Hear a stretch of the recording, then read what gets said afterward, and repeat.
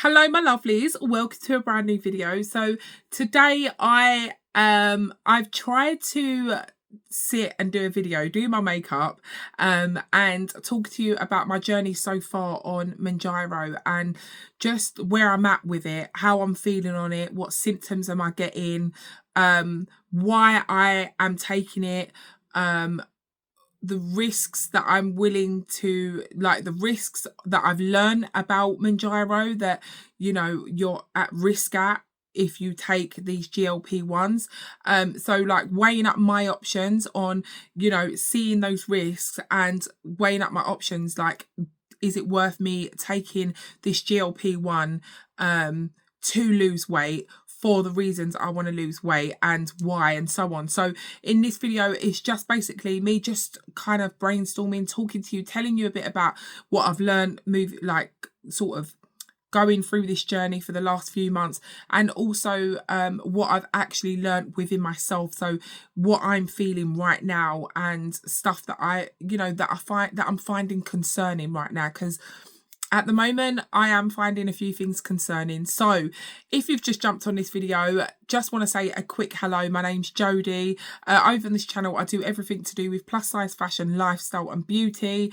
And I just love to spread sort of kindness, inspiration around plus size clothing, and just if you live with chronic illness, I also live with chronic illness, so I do talk a bit about that. Literally there's a little bit of everything on this channel, but today we're going to be talking about MANJARO and my experience so far in sort of in this journey, and whether I think that I'm going to continue taking it or not. So yeah, if you'd want to learn more about my experience and just things that I've learned over the last few months, then stay tuned. And if you aren't already subscribed, please hit that subscribe button, or wait till after the video. If you enjoy it, then hit the subscribe button. If you did enjoy it, don't forget to like it and comment down below, because I always love to hear from you. Right, let's jump straight into the video and let's get started. And yeah, I'll talk to you about the many different things that I've learned about MANJARO. So let's get into talking about my MANJARO GLP-1 journey so far, and also just diving into some sort of symptoms, some sort of things that I've been sort of having while being on the GLP-1, specifically MANJARO injection. And yeah, I just wanted to do this video because I've got so many things going around in my head, and I put a post up on YouTube for some questions from you guys. I did have one person say, you know, I don't know if this is a good idea, but actually I just want to discuss where I'm at with myself taking the MANJARO, how I feel about maybe continuing to take it, and my progress, and you know, things that I personally feel like I need to weigh up with this process. So that's what we're gonna do. And while we're doing it, I'm going to do my makeup because I am thinking of filming today, and well, not thinking of, I've got a video that I need to do, so I am going to be putting on some makeup while we talk about this topic. And I know a lot of people are very interested in sort of GLP-1s, hearing about people's stories with taking MANJARO. There's a lot of people that are so against taking the MANJARO injection, and to be honest, I at first was really sort of like, when I first started hearing about weight loss injection, I was like, hell to the no, I'm not doing that. I was just like, I heard so many negative things, people dying, people, you know, getting it online and getting it from sort of counterfeit places and stuff like that. And in my head, I initially felt like, no, I'm not going to do that. As time's gone on and people have spoken about it more, I've kind of researched into it a lot more, and weighing up my options in terms of like my health and my struggle with obesity and the other chronic conditions that I have.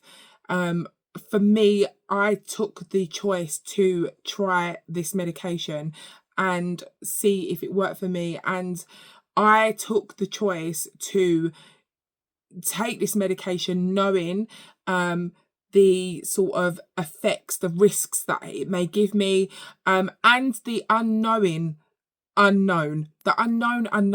So like, obviously we are like the first kind of generation to take this injection, to take the GLP-1 injection, whether that be Ozempic, with Wegovy, MANJARO, and soon there's going to be another one called Triple G. I've written some notes down, that's why if you see me look down, that's why I'm looking down.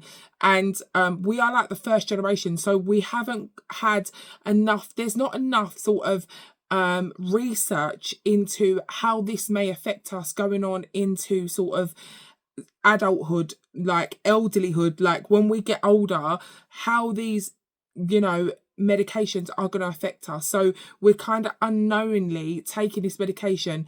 So I will say that one of the professors in France, I've been watching a lot of sort of research talk about these injections, and something that I gathered, I can't remember what the professor's name is, who studied somewhere in France and somewhere.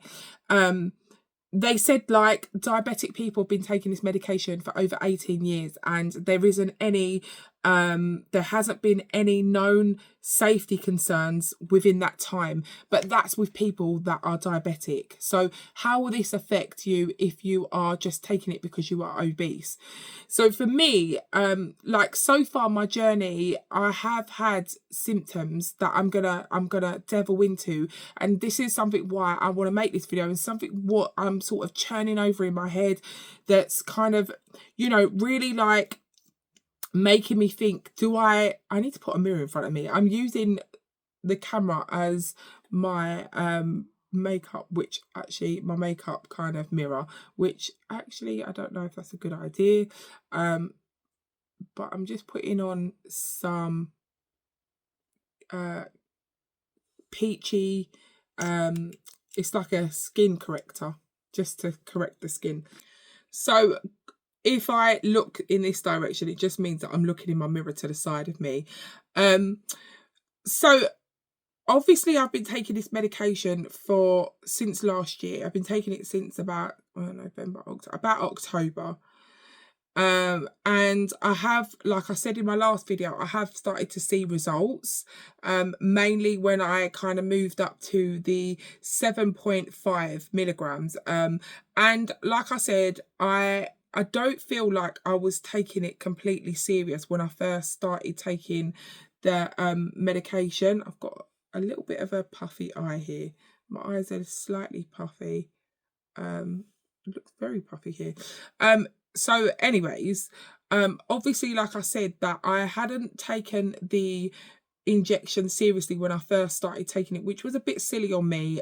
And like I had said to you guys, that if you are thinking about taking this GLP-1, whichever it may be, like make sure that you put something in place, like have a plan, and make sure that you're researching if this is the right thing for you, because there are so much talk around it and so much kind of negativity, but at the same time this is like something that has been sort of introduced into society because of the academic, I don't even know how to say it, but the crisis that we have with obesity. And for me, like the reasons why I'm doing it, it's not for vanity, it's not for vanity, it's not for what I look like, it's for my health and what I'm trying to accomplish for the future as I'm growing older. I'm now in my 40s. I'm thinking a lot more about my health. I suffer every day with severe chronic pain, chronic illness. I have several chronic illnesses that some of them are not affected by being obese, but they are worsened because of my size.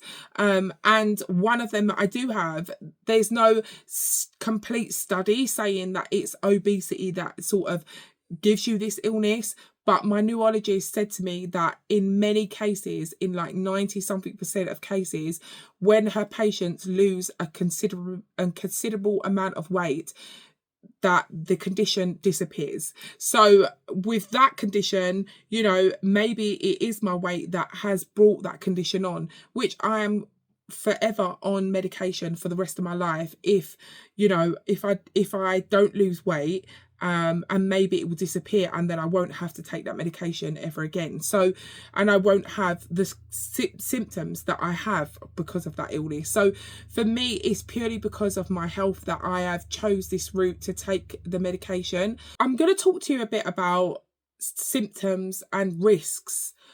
So I'm going to talk to you about some risks that I have personally found out myself that you can be affected by taking these GLP-1s. And I'm going to talk to you about some of the symptoms that I have been sort of getting that is starting to make me think, do I want to really be on this injection?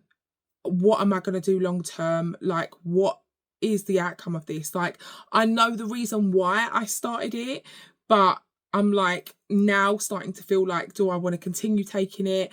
Like, what am I doing? My head is all over the place. And I know you guys have asked me for, you know, food diaries, like what I eat in a day and stuff like that. But honestly, I'm going to talk to you a bit more why I haven't done that as yet. And I haven't seen anyone else talking about this online. So for me, I just felt like I wanted to talk to you about it and just tell you what I'm experiencing and, you know, where my head is at, even though I don't know where my head is at, like, because I'm just kind of like soaking in so much information, listening to, you know, people, professional people who are, you know, in this world and are doing work around this medication. So I'm kind of like trying to get as much sort of information and make a decision for myself. And ultimately, with me talking about this, I'm not trying to, you know, encourage you to take it. I'm not trying to discourage you to take it. I'm just giving you my personal you know, my personal experience and my personal opinion right now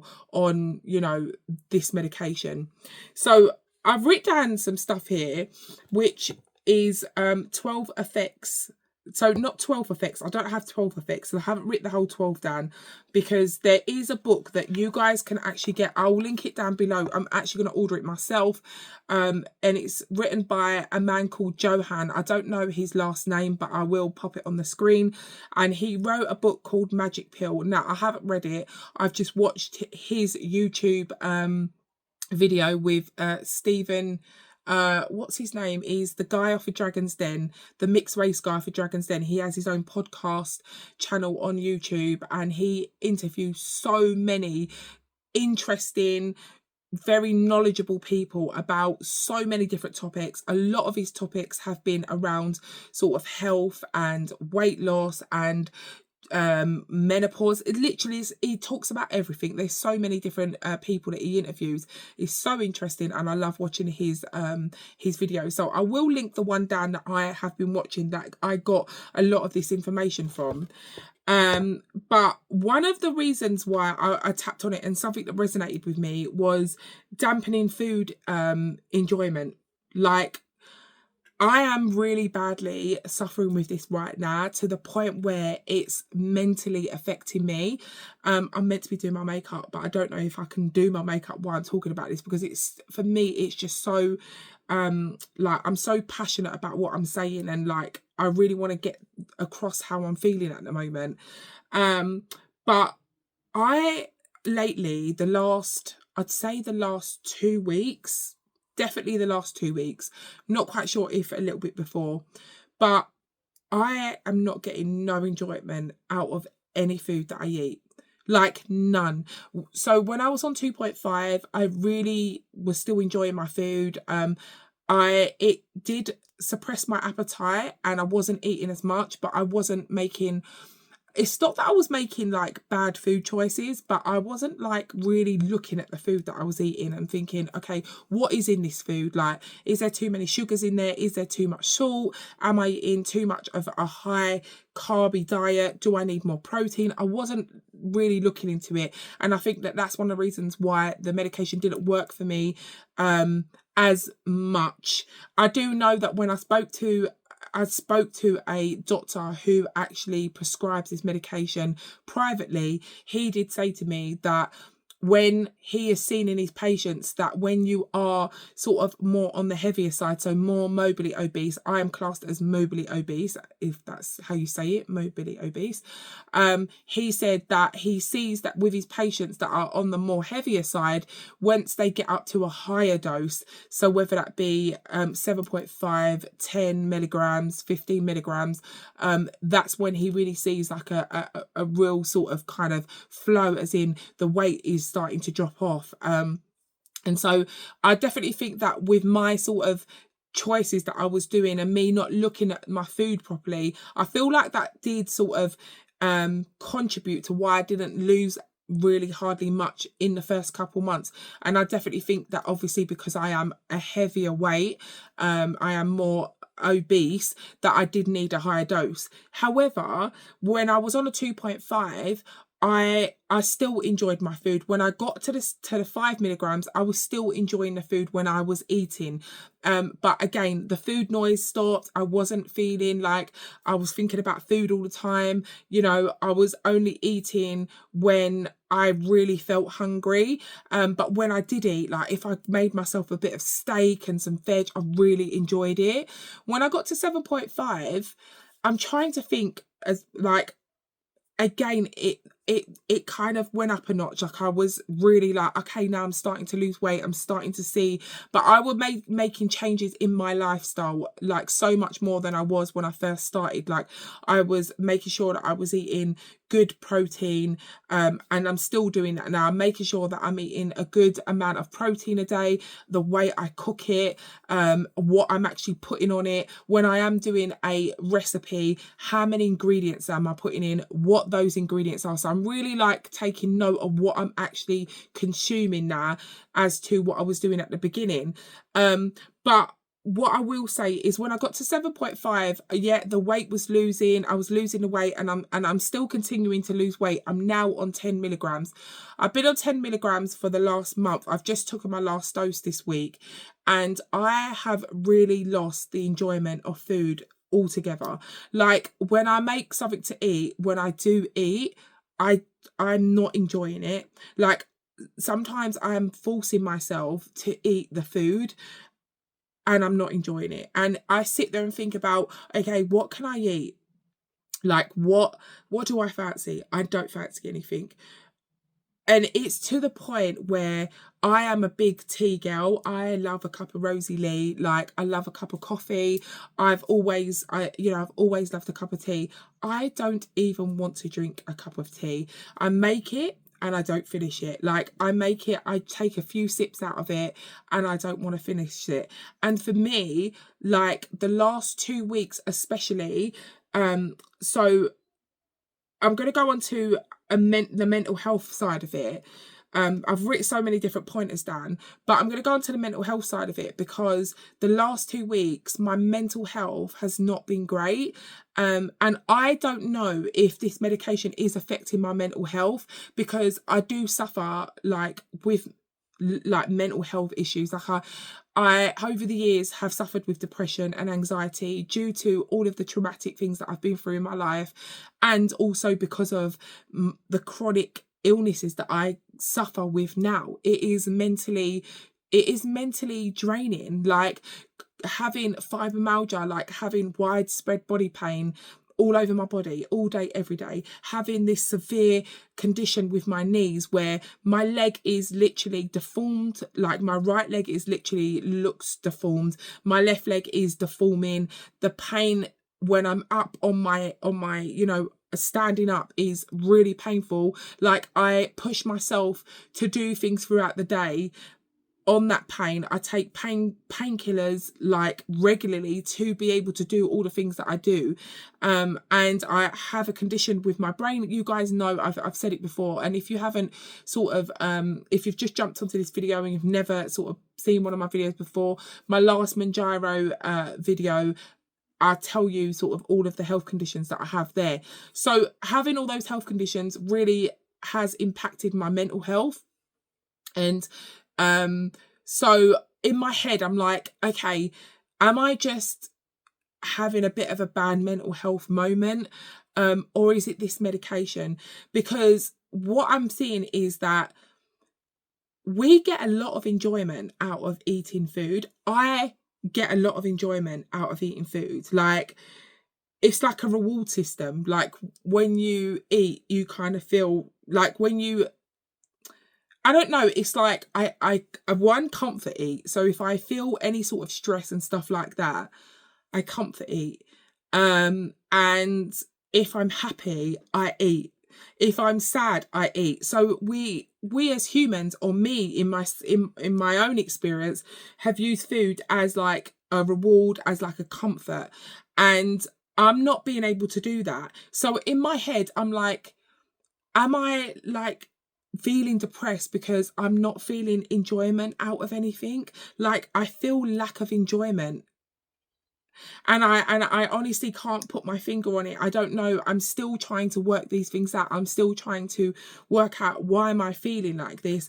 I have started going to the gym just once a week with my brother. He's a personal trainer, and he has been not training me on cardio because I cannot put that much pressure onto my knees, and because I have fibro, I'm very scared that if I try and do too much sort of exercise, especially cardio, because it's so painful on my knees, like I can't go on the treadmill. I barely can walk far distance as it is. So we are going, I'm going to the gym, and I am doing weight training. So I am doing stuff to help with my muscle loss, to make sure that I don't have mass muscle loss, because that is another big risk of taking this medication, or just dieting in general.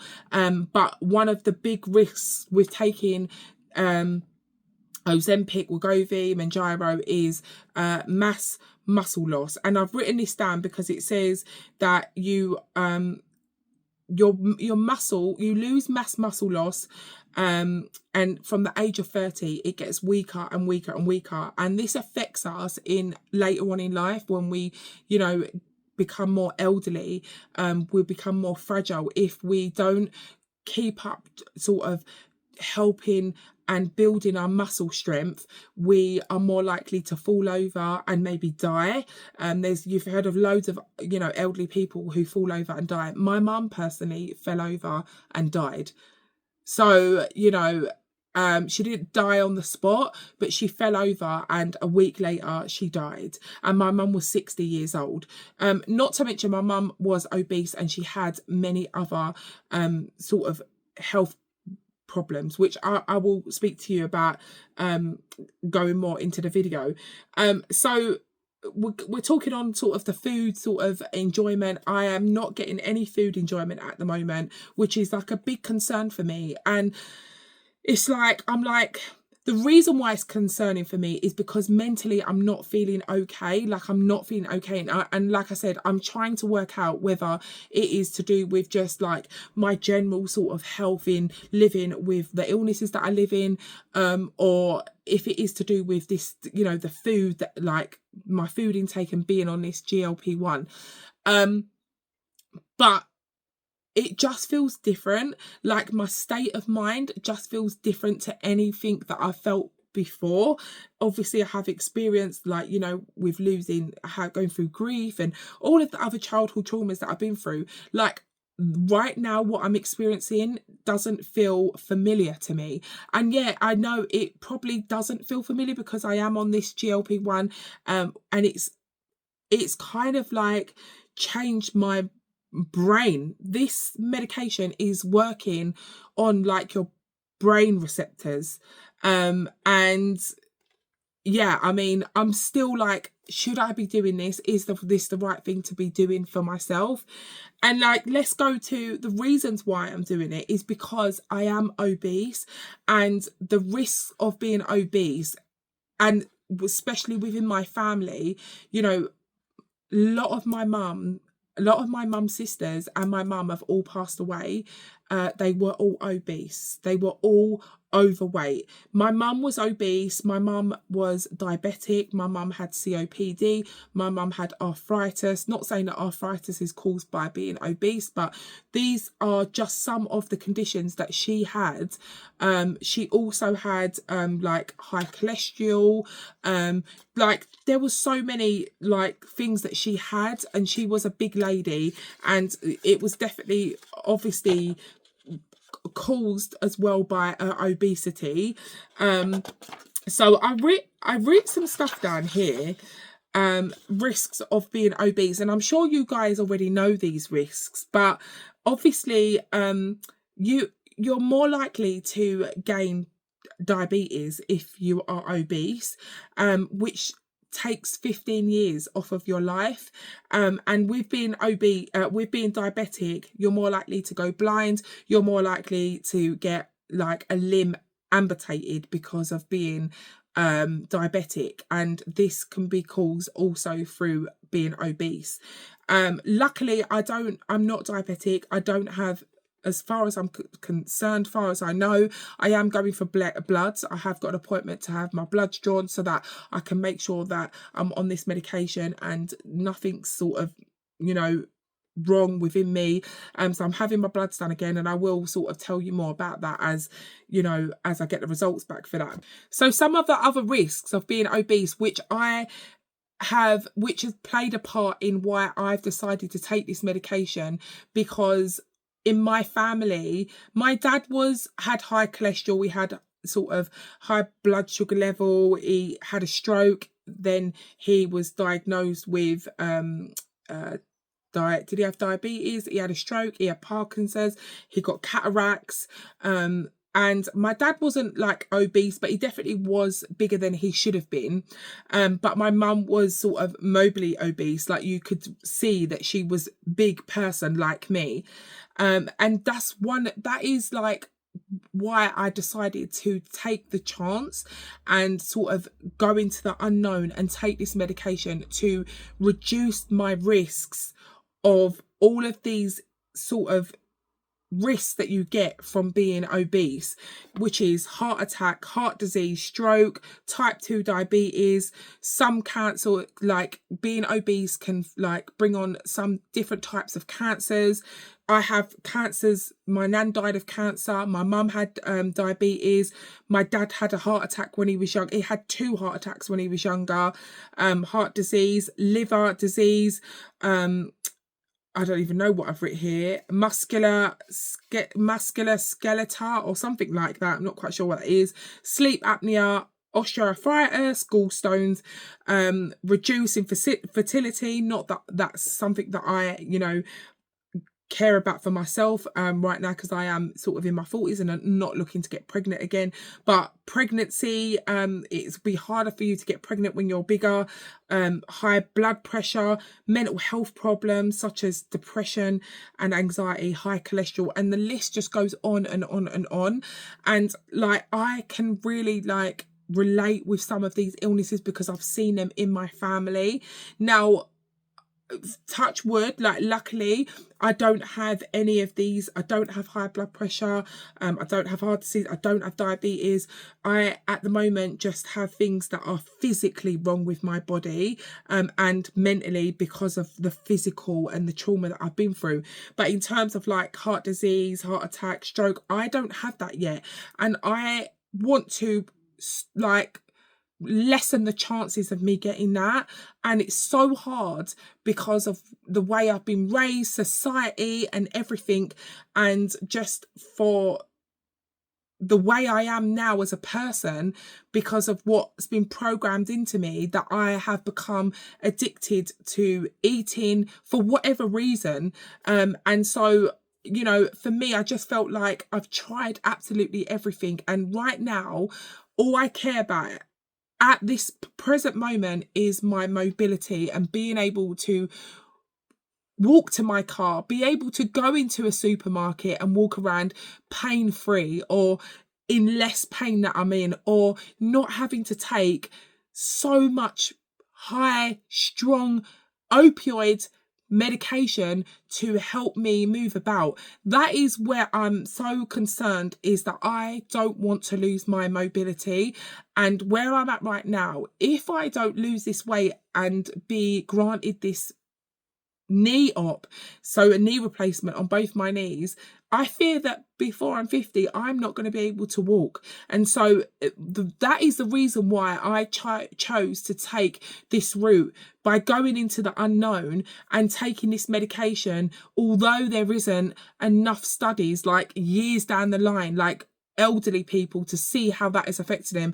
I decided to take this medication for my own health right now, to prevent sort of these illnesses that I just stated, the risks of obesity, and to try and prevent what will further happen to me if I don't sort of lose the weight that I need to lose. You know, like for many years I blamed myself, and still now I still have like guilt in me that, like, how have I let myself get to this stage? But like I said, I've been through so many different traumatic events, and I'm not using that as an excuse. But not only that, is the food industry,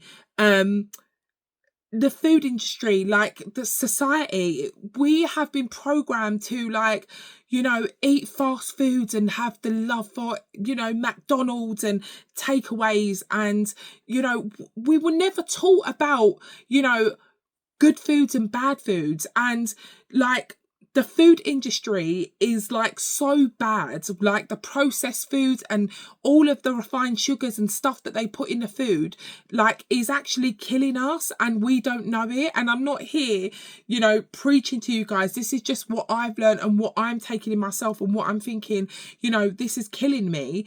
And I'm trying to make small changes, and hopefully those small changes will make a difference to me now and later on in my life.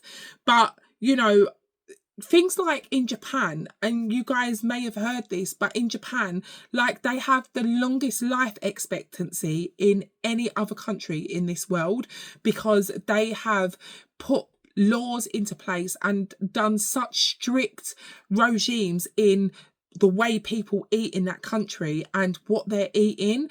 And in the schools, like, children are taught from a young age, no processed food is allowed, like, anywhere, and especially in the schools.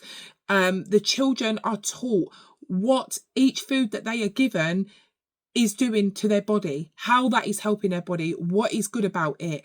And food is played, it like the food and the healthiness of food and good foods is a big part of, like, schooling in Japan. So children are taught from a young age, you know, like, what's good for them, what they should be eating, and they've given it. Whereas in our schools, which I've just learned, that just in, like, the cereal that they give them, you know, or, you know, breakfast, like in my son's secondary school, they get bacon rolls, sausage rolls, you know, there's all this food that is so bad for them, you know. And there's hardly probably any sort of food that, and even if there was, it's not promoted for them to eat it. So they're initially, right off the bat, for breakfast, eating a load of sugar that is spiking their insulin, that is doing so much bad to their body, and they don't even know it. And I don't even know it, because I wasn't taught this stuff. So, you know, I feel bad for my children, because I'm learning at this age now, and I still have so much learning. I still don't know so much.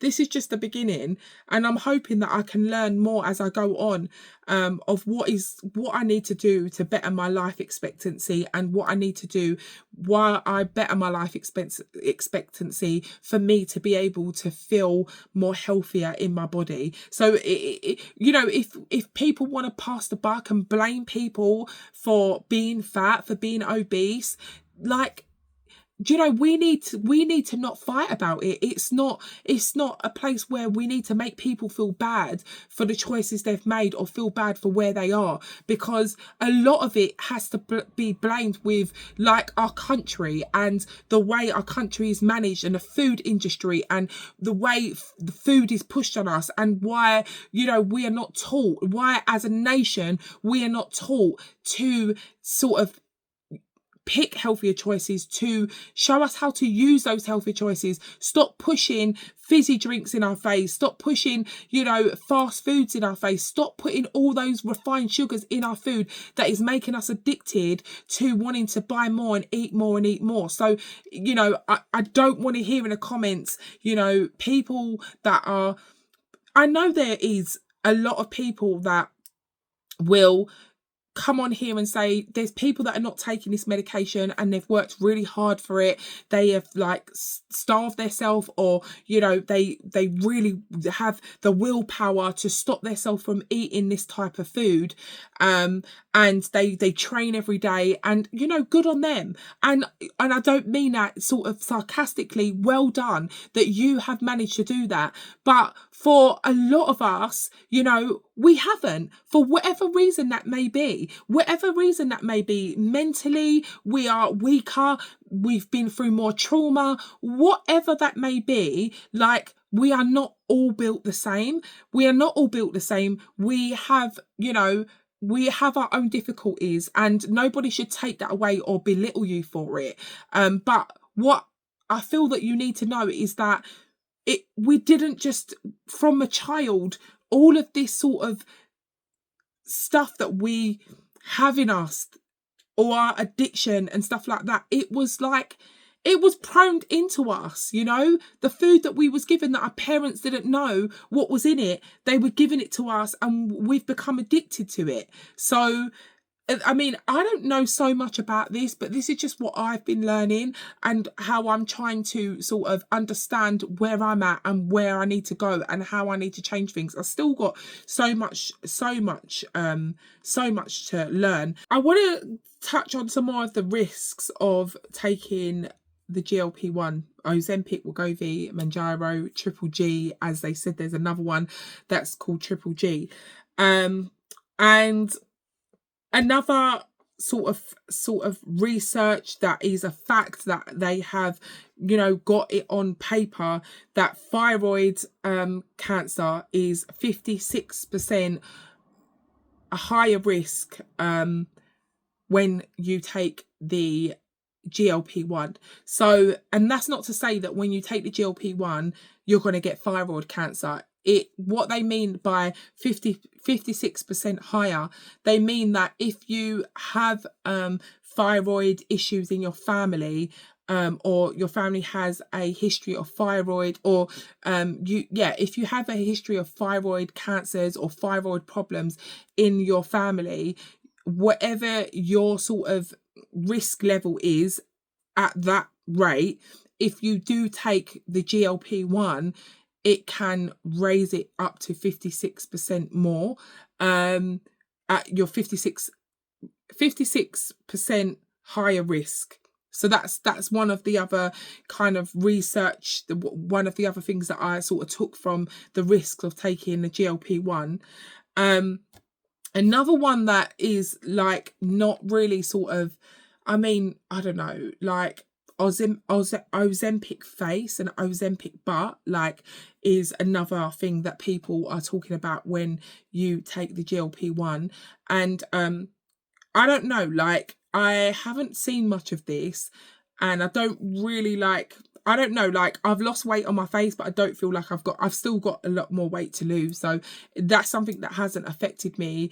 And, you know, people don't want to look gaunt, people don't want to look ill, and I think that what they're saying is that with the Ozempic, it's making people look gaunt, it's making them look ill.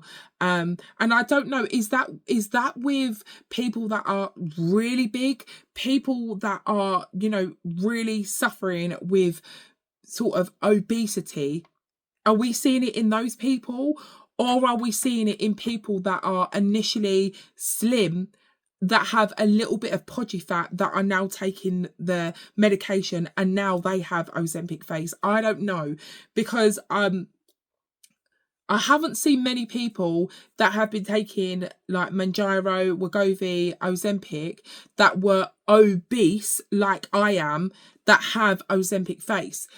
It may be people that are taking it, that are getting their hands on it, which is another risk, a factor with these medications, is that people are being able to get their hands on it when they are not obese. Like, they do not need this medication. And, you know, at the end of the day, I'm not sitting here saying like you don't deserve it and this and that, you know, but I do feel that if you are not morbidly obese, if you are not obese, if you do not have, like, you do not fall in the BMI scale, which is, I don't know if it's 28 or it's 35. When I heard it was 35, you had to be over 35 to reach the criteria of taking this GLP-1. If you don't reach that, then why are you taking it? Because I personally don't think I would take it if I really didn't need to. If I was, you know, a size 10, a size 12, I do not think I would be taking it. I think that I would, you know, try and find another way. And I don't know whether, you know, I don't know. Like, I think if you are that size, if you are size 12, if you're size 10, if you are maybe even a size 14, but then again, it depends on your height. I'm very tall. So for me, when I say size 14, oh my God, I would look skinny. I've been a size 16 and people were like, oh my God, you look ill, like you look unwell, like you look really slim, like I think it's too much, like you've lost too much weight now. Again, because I'm tall. So I don't really know it. Obviously, I'm going by sizes, but like, I just seen so many people that are taking this medication who are a size 10, a size 12, and I'm just like, my mind's blown. Like, I don't see why. And I personally wouldn't risk putting this drug in my body if I absolutely felt like I didn't need to, like, and if I felt like I could do it myself, or not even if I felt like I could do it myself, but if I didn't have all of the health issues that I have now and the troubles and the difficulty I have day to day because of my mobility, because of my weight, because of my illnesses, I wouldn't take this medication, because in my eyes is like I'm taking something and I don't know what it's doing to my body long term.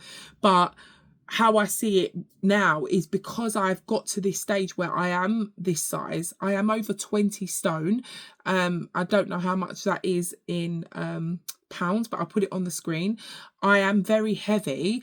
If I was, you know, like I said, a size 10, a size 12, and I didn't have any health problems, then I would not take this medication. But because I have a family history, I have a mum that died who fell over, a mum who fell over, who had COPD, who had diabetes, who had so many sort of weight related illnesses, and a dad that also has had stroke, all of these illnesses that come on with being obese. Initially, I'm just like, okay, I need to do something about it. And I've tried and tried and tried, and I need to do something now. And this is going to help me get to a stage where maybe I can then start helping myself. And I can also get my surgery on my knees, which then will make me be more mobile, which will then help me to be able to move more.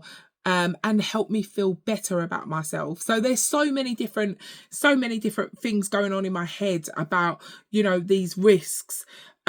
So again, like I said, the Ozempic face and Ozempic butt, I mean, who is that to? Is that to people that are really, really morbidly obese that have been taking this medication? Or is it to people that are getting their hands on it that really don't need to be taking it? That's the question we need to ask. Pancreatitis is another risk of taking this medication, which causes pain from the breast round to the back. It can make you violently vomit, make you poo violently, and apparently it feels like you're being stabbed. I haven't had this, but I will say a few weeks ago I had the weirdest thing happen to me, and till this day I still don't know what it was. So I felt like I was constipated, a bit sort of TMI, but I'm going to be honest with you. I felt like I was a bit constipated. It's something that since I've been taking the medication, I have felt a little bit constipated sometimes, and then sometimes I don't. So I feel that I'm trying to do my best with making sure that I'm eating enough sort of fibers and stuff like that. And I'm trying to do things that are hopefully help me to go to the toilet. But this week, not this actual week, but the week that this happened to me, I felt quite constipated, and I really felt like I needed to go to the toilet. So I went to the toilet, I sat on the toilet, and I was just sitting there trying to do my business as you do. And as I was sitting there, I started getting a really bad stomach, like I had really bad shooting pains in my stomach. So I started like sort of like holding my tummy, and then I started getting really dizzy, and then I started feeling like I was going to throw up, and I then started getting all clammy, really hot and clammy, and I was like, I don't know what to do. Like I can't go to the toilet anymore because I feel like I'm actually going to tumble off of the toilet and pass out on the floor. And so I honestly, I don't know if anyone was in the house. I think my son was in the house, but I really didn't want to call him and say, help me off the toilet, or I feel like I'm going to fall off the toilet. I really didn't know. I really didn't want to call him. And so I was just like, oh my God. And I tried to get myself off the toilet. I managed to get myself off the toilet, and I held onto the wall of the bathroom, and I don't know how I managed to get back into my bedroom, but I got onto my bed, and I was clammy. I was hot, but I was cold at the same time, and I just felt a really, like, I don't know, I just didn't feel right. I felt like I was going to pass out. So I laid onto my bed and I closed my eyes, and I kind of cooled down. I calmed down. I kind of dozed into a little sleep for about 10 minutes, and when I woke up I felt absolutely fine. And it was so bizarre. Like, I honestly don't know what that was. I don't know. It's never happened again. I really don't know. It was very concerning at the time.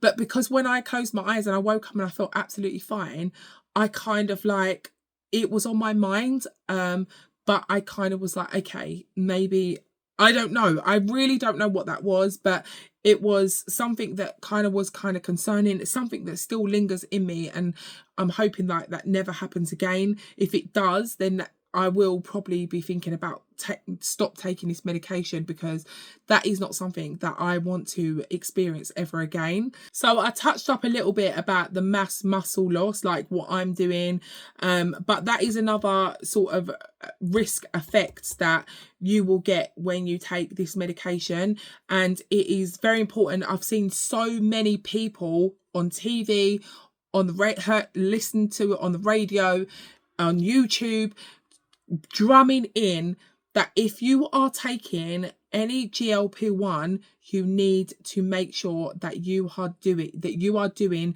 resistance training, that you are working your muscles, and you are like, you know, doing some sort of training. And even in loads of cases that I have listened to and watched, they have even said that it is more important than doing cardio. I mean, cardio is important. For me, it's, and maybe some of you guys that are sort of on the more bigger side that struggle with body movement, cardio is, you know, difficult. I mean, unless I'm in the water and trying to swim, doing anything on land, like on my standing and doing anything on my knees, is just severely painful. So for me, just concentrating on working on my muscles right now is okay. Like, feel like I'm making a difference, whatever it is. Like, slow progress is still progress in my eyes, and I'm making a conscious effort to go to the gym every week with my brother to learn how to do the different exercises, the different weights to support especially my like my thigh, like my upper muscles in my neck, like above my knees that support my knees. We're working a lot on those, like trying to build the muscles up in my knees. But we're also doing, you know, these ones, and like I'll have to show you a video of the things that I'm doing each week. But eventually I'm going to feel comfortable enough to be able to go to the gym with, you know, maybe my partner or the children. Like my two sons are teenagers. My hope is maybe next week to go to the gym with my sons, so that I can go more than once a week. And just, you know, even if I'm in the gym for 1 hour, and like my brother said, he was like, you do a set of 15 and then you give yourself a 1 minute to a minute and a half downtime. Don't just keep rushing in and keep trying. Give yourself a minute to calm, to give your resting heart rate or something like that, he said, and then you go in with another set. So he's teaching me on how to you know, build or not lose as much muscle mass loss that I would lose if I wasn't doing anything. So that is another thing that you guys need to be sort of aware of. Another thing that I learned about these GLP-1s is that Ozempic and Wegovy, sorry if I'm looking down because I'm reading my notes, Ozempic and Wegovy have a 15% loss body weight. So you have a body loss weight of 15% throughout the year with these. With Manjaro, it's 21% body loss within the first year.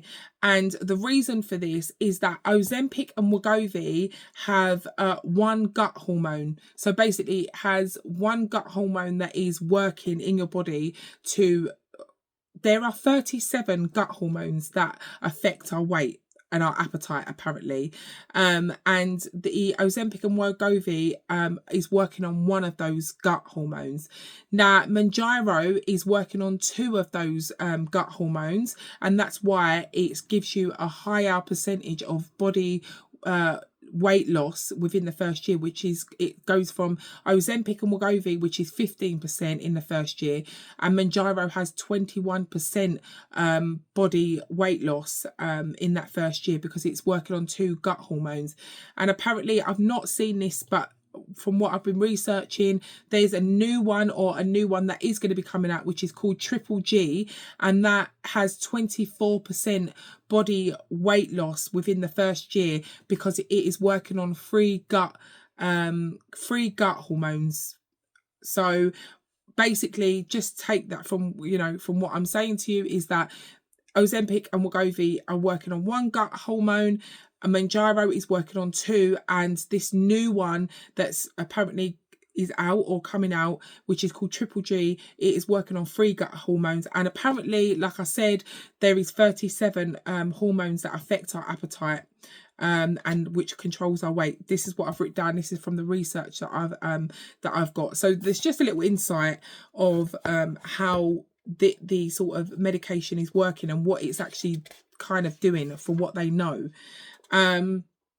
So people who take so I've written down about people who take the jab that are already skinny or already very slim.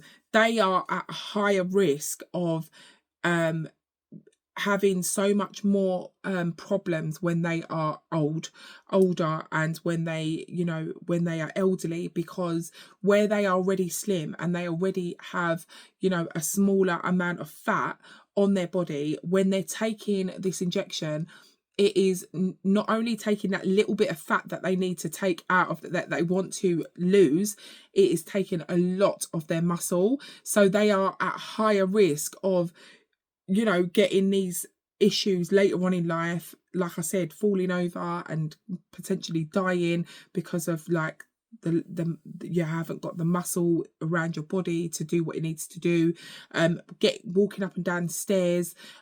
All of our body uses muscle. Our muscle, me just doing this with my hands, like I'm using my muscle.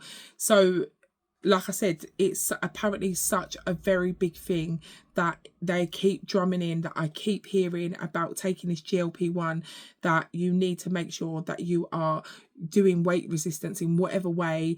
And if you are taking it and you are skinny, or you don't have weight issues, that this potentially can really affect you later on in life. So that's another thing to sort of kind of be aware of. And like, also we touched up on mental health, like I said, about myself and how I'm feeling. Apparently there's no set in stone study, or like some scientists are saying that they think that mental health factor within taking the GLP-1 is a big thing, and how it will worsen your anxiety and depression. And then there's other scientists that are saying they don't think that that's the case. But in terms of like the anxiety and depression, what I've written here, which I've sort of been listening to and researching, that because anxiety and depression, because lack of pleasure through comfort eating. So because of like the lack of sort of pleasure through comfort eating, which I think that maybe I am going through, is going to cause more depression and anxiety. And like I said, the last couple of weeks I've just been feeling really like, honestly, just filming, like even filming anything to do about this weight loss or this injection has really, like, I've not felt like I've wanted to talk about it. I've not felt like I want to show you any food that I'm eating, because I'm not enjoying making food. I'm not enjoying even thinking about what can I eat, and I've just felt really low. And I don't know if it's to do with this, because I'm not getting any enjoyment out of eating. Now, one of the things that like Johan and the YouTube video that I was watching, the podcast, he was saying that, you know, we all think as humans, or people that have weight issues, that we think when we get skinny or when we lose this weight, we'll be happier. And in some cases, in a lot of cases, that isn't the case, because, you know, us being overweight isn't the reason probably why we feel like we're unhappy, but we blame it on being overweight. Whereas, like he was saying, that you're still working the shitty job, you still got the shitty husband that's not supporting you, or your kids are causing you shit, or you had so much past trauma that is affecting you mentally, that is making you comfort eat. And at that moment, while you comfort eat, it makes you feel or forget everything around you and gives you that sort of pleasure inside. But, you know, like, obviously this medication is taking away the pleasure to want to eat. It's taking away that food noise in your head. It's taking all of that away. So now your head is left with like those issues that you still have, which I still have. I have issues. I have issues around my health. I have past traumas that I'm still trying to work through. And you have all of those issues, but how do you like, I want to say forget about it, but we don't need to forget about it. We need to work through it. We need to find resolutions that are going to help us. But I feel like for so many years, all I've done is eat to suppress it. And maybe that's why over the last couple of weeks, I've just felt like so.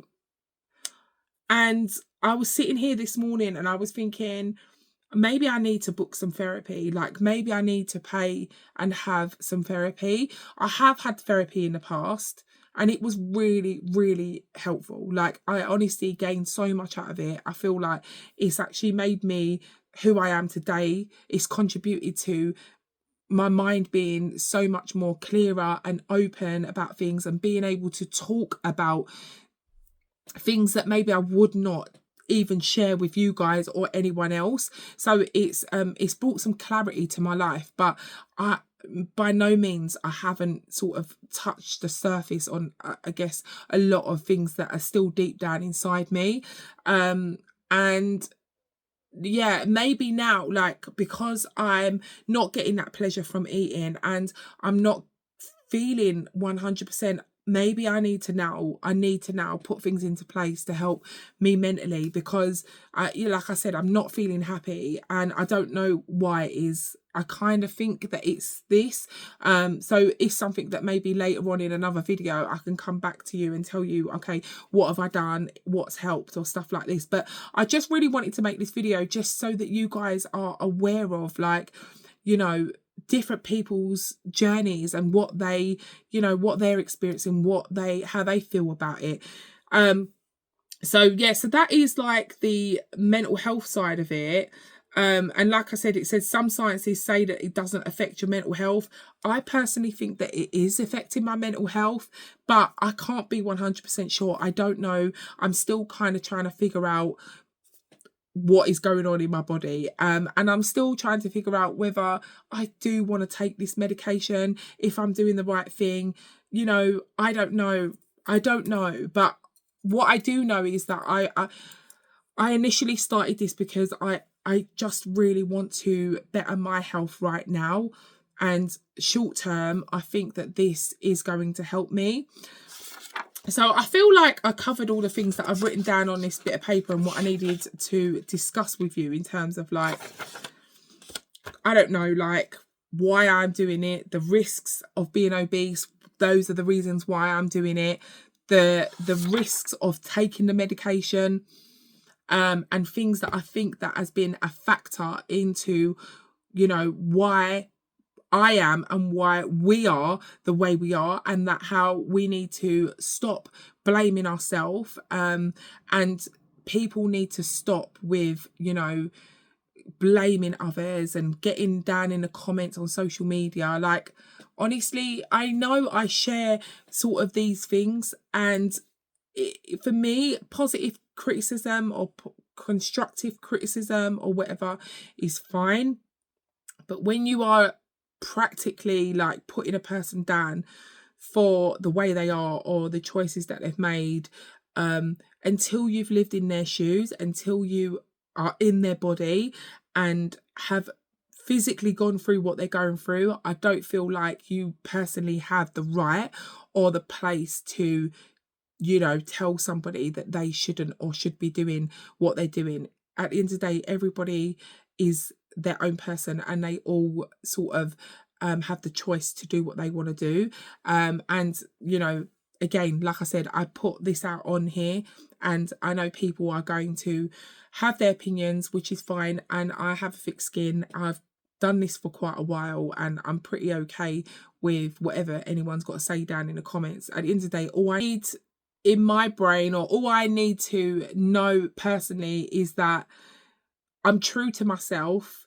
I do these videos to help people, to make people feel like they're less alone. All the videos I do is so people can feel like they can relate, to feel like they've got that person that cares, to give you some inspiration to feel good about yourself no matter what stage of life that you're in, whether you're chronically ill, whether you're disabled, whether you are black, white, brown, a man, a female, whatever you may be.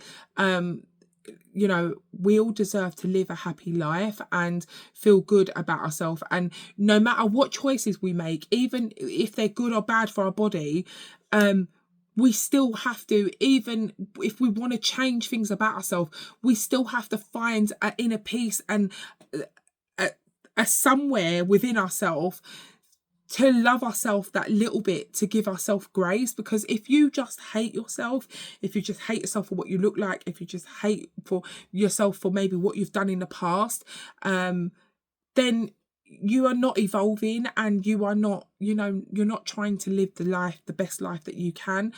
I've made many mistakes in my life. I've grown from things that, you know, and at the end of the day, I feel like by me making the mistakes that I've made in my life has made me the person I am today. By me going through all the things that I have gone through has made me wiser, has made me stronger, has made me the person I am today. So, you know, I don't regret anything that I've been through. Do I wish that maybe sometimes I didn't have to go through them because it would be less painful? Yes.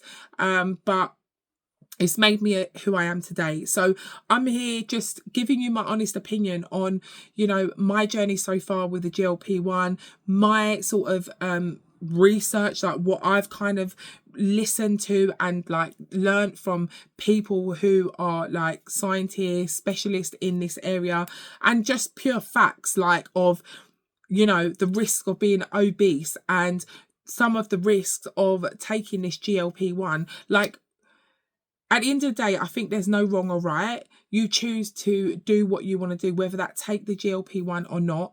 But just know that we are going into the unknown, which means like we don't know 50 years down the line, we don't know what's going to happen. We don't know we don't know. Like, in the sense that like, we don't know what's going to happen, and we don't know what the outcome of these medication is. So it's for you to choose your sort of path.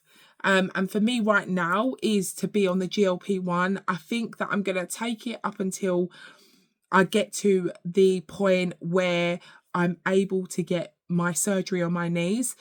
And also I am using this time to research, to educate myself, to try and change my life. I've done it many times where I have tried and honestly, sometimes you feel, or I feel like I just want to give up, because I have been on so many diets, I have done fasting, I've done this and I've done that.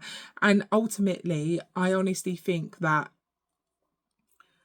I need some mental health intervention. Like, I need counselling. I need help up here to help me with my demons, because all of the stuff that I've learned, I agree with. Like, I agree with, you know, the food that we're eating and stuff like that. And I agree with it. And I'm like, yeah, I don't want to put that in my body. But then there's an addiction in me that when I feel low or when I feel happy, or it's just programmed into me, and people will be like, where's your willpower? And yeah, I do have willpower, and, you know, but there's something that's stopping me. I'm in my 40s and I have just gone up and down, up and down. And I definitely think that it's something to do up here. So I think my next steps is to continue taking this Manjaro for especially the next 4 weeks, because I've put my order in. I'm waiting for the next pen to come. So I'm definitely going to take the next 4 weeks and see how I go sort of like mentally, in terms of, I'm going to see how I feel about my eating situation, because that's just not great. That like, I'm just not gaining any sort of happiness, or I'm not even enjoying the food that I am eating when I am eating. And like I said, I'm eating really nice steaks and stuff like that, and I'm just like, don't even want it. And that's with everything I put in my mouth. I'm just like, I'm basically just putting food in my mouth at the moment just to make sure that I've eaten. So yeah, I feel like that's a bit of a cause for concern in my eyes. And yeah, I'm still big, and people, like, I said to my son, I said, oh, you know, I'm really not enjoying any food at the moment. And he was like, well, that's a good thing, isn't it? And I was like, well, not really. And he was like, well, yeah, you just eat to fuel your body, and you want to lose weight. So, you know, and I was like, well, no, not really. Like, I don't want to go through life and I just don't like anything I eat. It doesn't like give me some sort of like, I'm like, oh, enjoying this. This is really nice.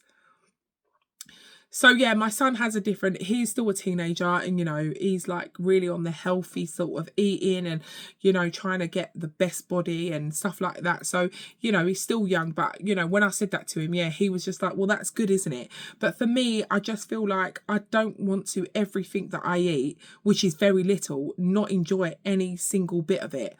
So yeah, I mean, that's one thing that I you know, I'm going to be looking at over the next couple of weeks. And also I'm going to look into getting some sort of mental health help, like some therapy, and yeah, just see how I go for the next few weeks. So so far I have lost almost 3 stone. I'll put that down on the screen in pounds and kilos, because I don't really know what that is, but I've lost almost just shy away from 3 stone. And I've pretty much done that in about 5 months. But I would pretty much say the majority of it has been done in January and February. I had 2 weeks, not 2 weeks one after the other, but I had 2 weeks where I lost £7 one week, and then there was another week where I lost £7. So that was literally pretty much £14. So that is a big amount in just a 2-week period. Well, it wasn't in a 2-week period, but 1 week I lost £7. In 1 week to lose £7, that is quite a bit. And there was one other week that I lost £7, and then there was another 2 weeks in January, or one in January and one in the beginning of February. I lost £5 1 week, and I also lost at £5 another week. So as you can see, the majority of the weight that I've lost has been mainly from January onwards, and they were mainly when I hit the 7.5 milligrams and 10 milligrams. So it has taken me, you know, I started on 2.5, then I went to 5. So I started in like November, like in November, around November. I was gonna say October, but no, because I've done 2.5 in November, 5 milligrams in December, 7.5 in January, and I've been on 10 milligrams in February. So so that's like around 4 months. So yes, I've lost that weight in around 4 months or so, which is quite, you know, if you was just doing it without the medication, that would be like amazing, you know. So yeah, that is my weight loss so far. My measurements, I have measured myself. I measured myself a couple of weeks ago. I didn't measure myself right at the beginning, but I did measure myself. I have lost some inches around my stomach, but I will do a separate video when I feel a little bit more mentally okay and feel like I'm feeling happy about where I'm at. I probably will do a video, you know, kind of doing more updates of how much I'm losing each week. But I'll be honest, like, I haven't done those videos because I've not been feeling great about this. Like, I've not been feeling my happy-go-lucky Jodie. Like I said, I've lost all joy in eating anything, absolutely, even having a cup of tea. And I love a cup of tea or a cup of coffee, and honestly, I've had one this morning and I forced myself to drink it. So yeah, I feel that maybe, I don't know if I need to go down, if I should go down in my dosage.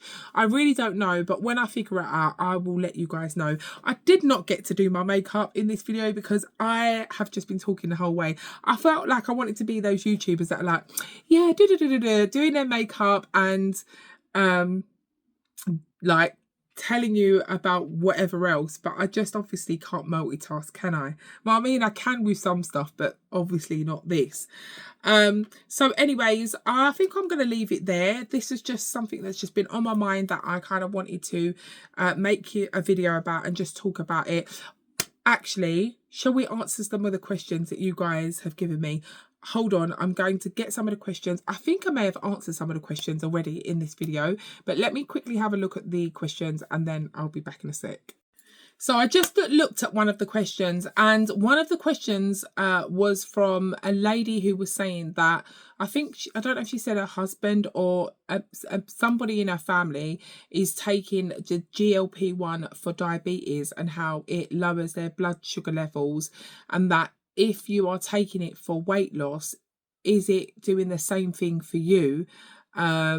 And does it affect you or like make you ill in any way? So I honestly, this question, I don't know the complete answer to. I just kind of looked it up, and it's saying that it just works for you in a different way. So with people that have diabetes, it sort of, when the GLP-1 goes in, it kind of knows if it's for diabetes, like it goes to that area in your gut, and it can work out whether your blood sugar level needs sort of higher or lowering or whatever it does for diabetics. But if somebody doesn't have diabetes, it still goes to the gut, and it works in a bit of a different way for somebody who is using it for, even though initially it's the same drug, it's just named different. So all of the drugs are the same, apart from some of the factors inside, like the gut, like the gut hormones. So the gut hormones in Ozempic, they just have one gut hormone, whereas the gut hormone, sorry, in Ozempic and Wegovy, the gut hormone is it's one hormone that it's working on, whereas in Manjaro and Triple G, there is 2 gut hormones and 3 gut hormones.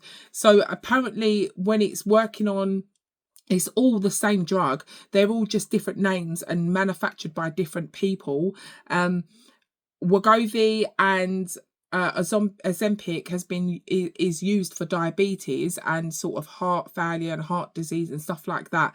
And Manjaro has specifically been made for weight loss purposes. Apparently, like, there's certain drugs that you can take that the GP give you for different things.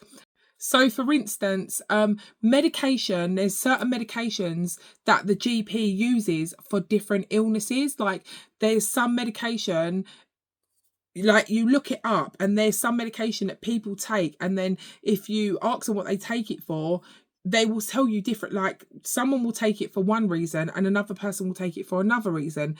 So, for example, I have PMDD, which is it's to do with my cycle, but I'll write down, I'll put on the screen what PMDD is. Now the doctor gives me a medication for this, which is like an antidepressant, and I was like, why do I need to take an antidepressant for this?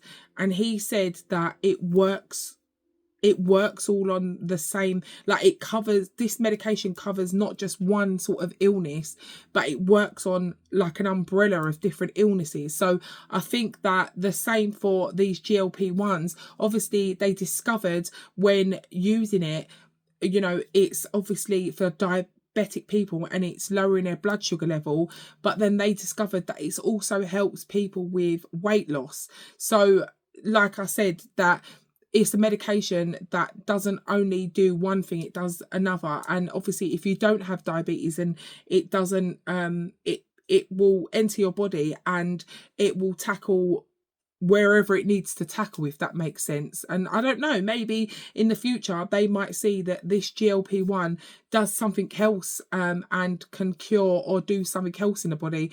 There's not enough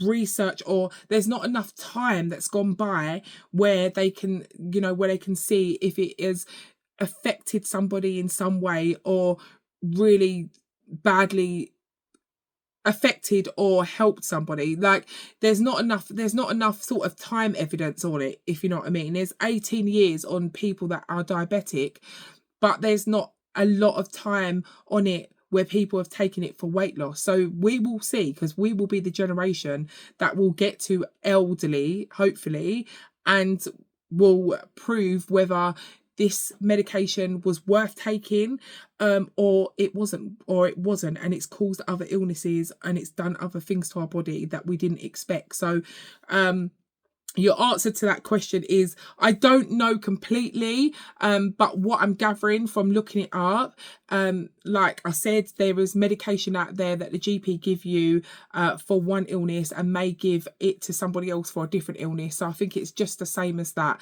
And hopefully, like, years down the line, it doesn't like affect people in a way that is really damaging. We just don't know. People just don't know. So yeah, that's kind of like my kind of answer to that one.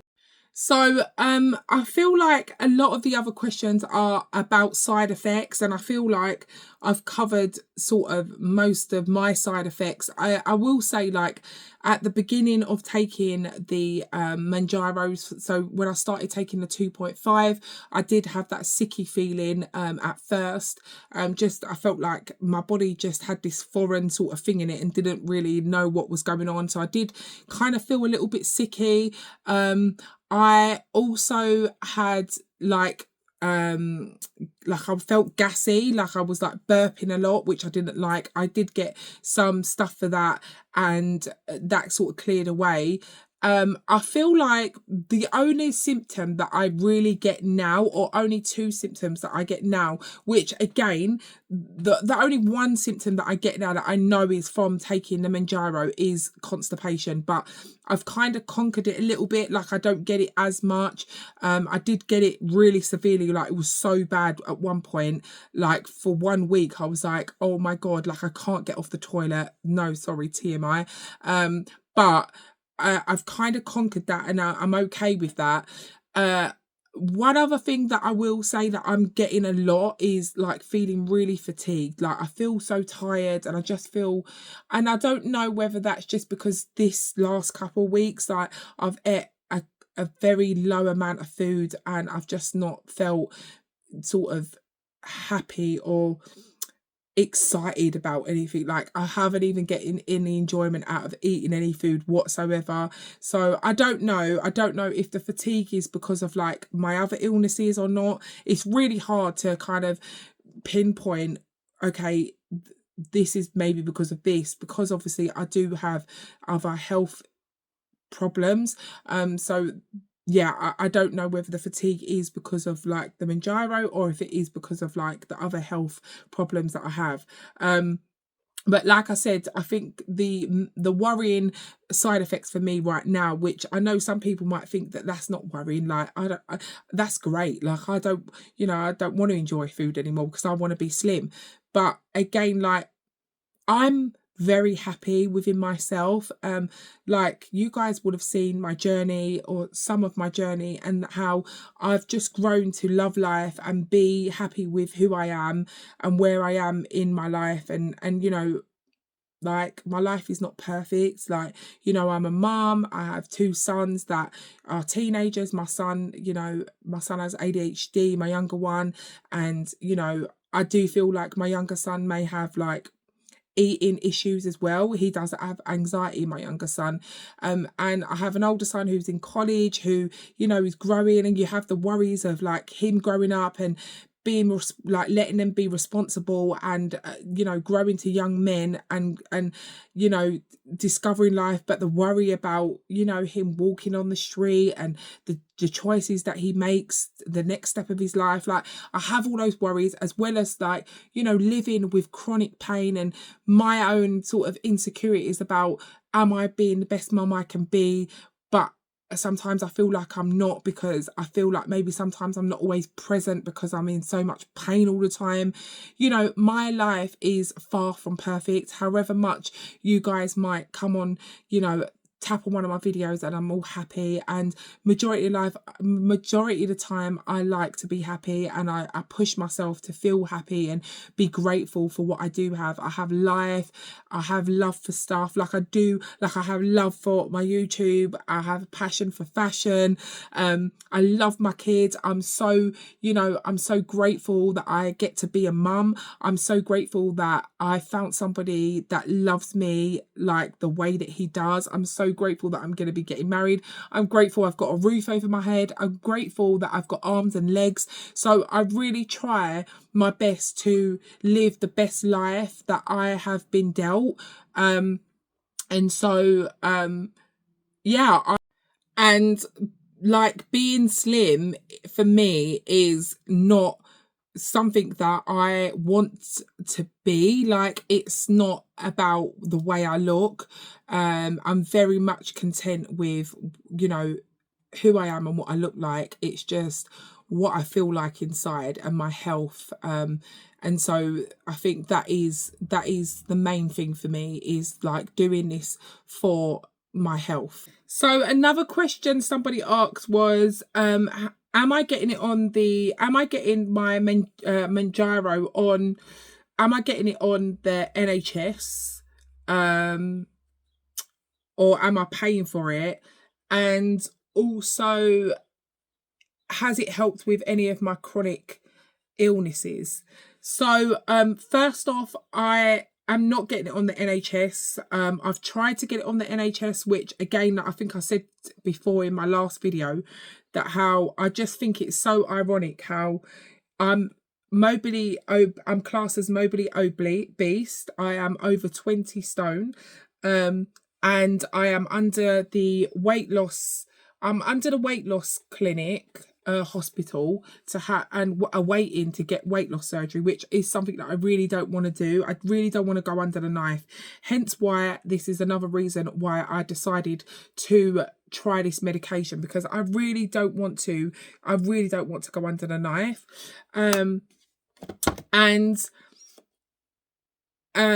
What was I saying? And so they will spend thousands of pounds for me to have weight loss surgery, but they will not give me the injection. Now, I have weight related illnesses. Although I don't have diabetes, my mum was diabetic, so there is diabetes that runs in my family from my mum, and my dad had a heart attack, had heart disease and all of that, but they won't give it to me. And yeah, I mean, it's just one of those things. So I've had to pay for it my own money. And to answer the questions with chronic illness, has it helped in any way? I will just say that I think that the inflammation around my knees has gone down a little bit.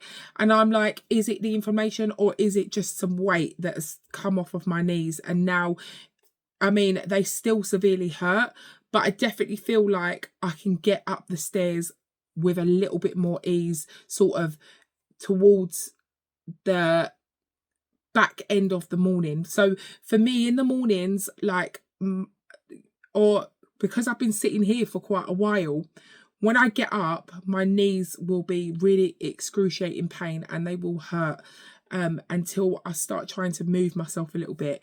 And so in the mornings when I get out of bed, because my body's been laying down, when I try and go down the stairs or come up the stairs, like, it's really, really painful. So it takes a moment not a moment, but it takes a while for my knees to kind of warm up.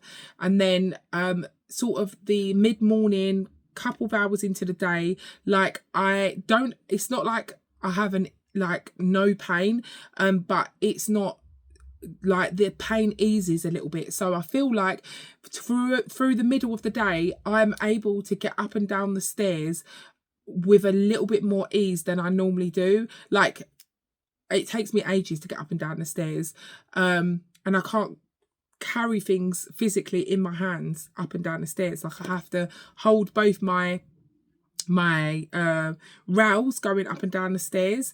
But I noticed that since I've lost a little bit of weight and there's not as much sort of inflammation around my knees, I'm able to go up the stairs with it just feels a slightly bit more ease than normal. And I think maybe that's just because the inflammation has gone down in my knees and the weight. Maybe it's the weight. Maybe because I've lost almost 3 stone, the bearing on my knees is not as bad as it normally is, although my knee always feels like it's like it dislocates, like it feels like it just comes out of the socket just like that. It's just, yeah, it's crazy. But yeah, I definitely think that there has been some sort of improvement, not majorly, but there has been like a slight bit of improvement. Another question was, am I expecting to take this medication long term? Like, what am I thinking about sort of long term and going into the future? I think I did touch up on it when I was sort of talking about all the different things that I was talking about. But for me at the moment, the way I feel, I don't feel like I want to be on this long term. In my head at the moment, the way I feel is like I want to be able to get a certain amount of weight off so I can get this operation on my knees. And I feel like in that time, maybe having some therapy to help with sort of past traumas and the reasons why maybe I sort of eat the way I do, and just getting some more clarity in my head, and also just educating myself on, you know, what's best for my body, and hopefully like trying to put those things into practice slowly but surely all those small changes will hopefully, by the time I get to the stage where I've lost enough weight to have my operation and I get to have the operation on my knees, hopefully like I'll be in a whole different mindset. I will be at a lower weight and hopefully maybe we'll be able to maintain it. But at the moment, how I feel in my head, I don't feel like I want to take this long term. I don't want to be that generation that gets to an old age and they found out that this medication does these severe things. So for me, in my head, I'm like, if I just do it short term, maybe if there is a bad effect, that outcome of it, then I won't get it. I know that's just my way of thinking. But yeah, in my head at the moment, it's just short term. But that may change. Like my mind may change on it. I'm not absolutely certain. I don't know. But that's just how I'm feeling today and how I'm feeling this week. And you know, as I research more and I kind of learn more about myself and what's going on with my body and learn more about like, you know, yeah, I mean, yeah, that's just me for now. So long term at the moment, I don't think I want to stay on it forever. Like some people are like, this is my medication that I'm going to be on forever. I think long term, no for me, but that may change. So the last question that I'm going to answer is somebody who asked, who said that they're waiting to be accepted to have Wegovy and that they have fibromyalgia, and have I noticed any symptom changes, like conditions or like symptoms with obviously having chronic illness and or fibromyalgia. Honestly, I haven't noticed any difference, like apart from feeling slightly a bit better in myself, like I feel lighter in myself, which maybe helps with chronic pain.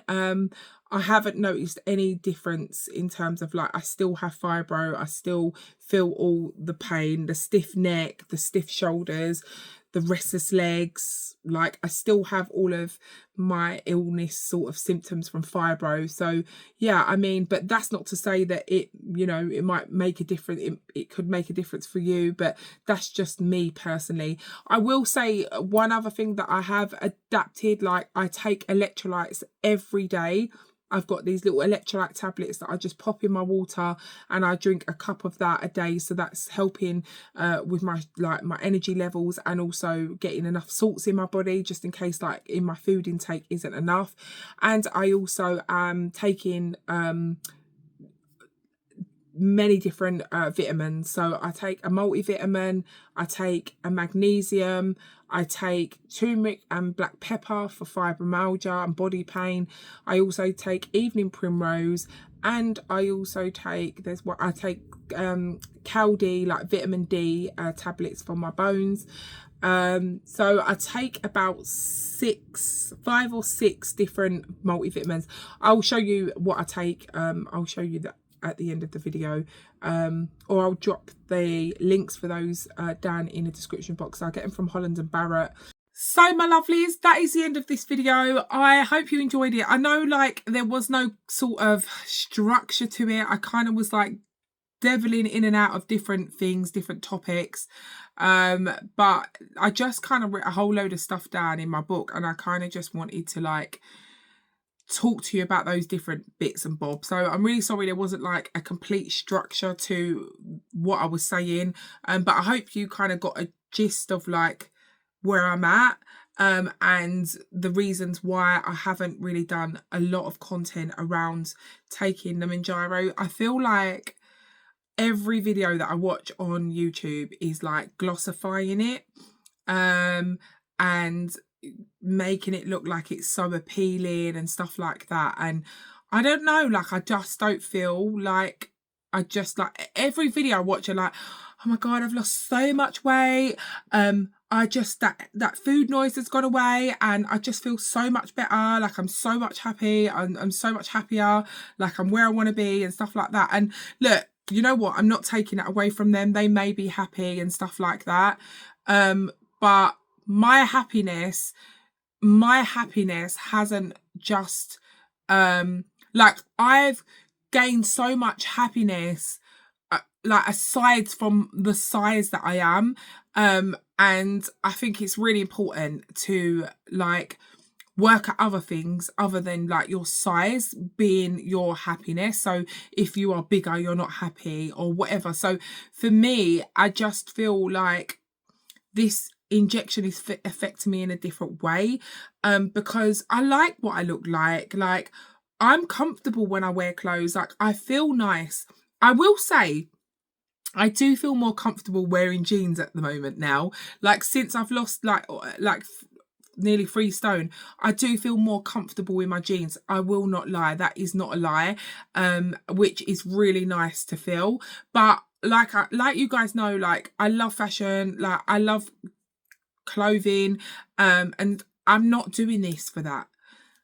And that's one other thing that scares me, is because like I don't want my community to change here, and I don't want people to stop following me because I lost a bit of weight, because they can't no longer relate to me and stuff like that. Like, I just hope that you guys can relate to me, not on just like the size that I am, but maybe like being a mum, or you know, maybe having chronic illness, or just being at the same stage in their life, like the same age, or there's more than just one thing than my size being the reason why you're here.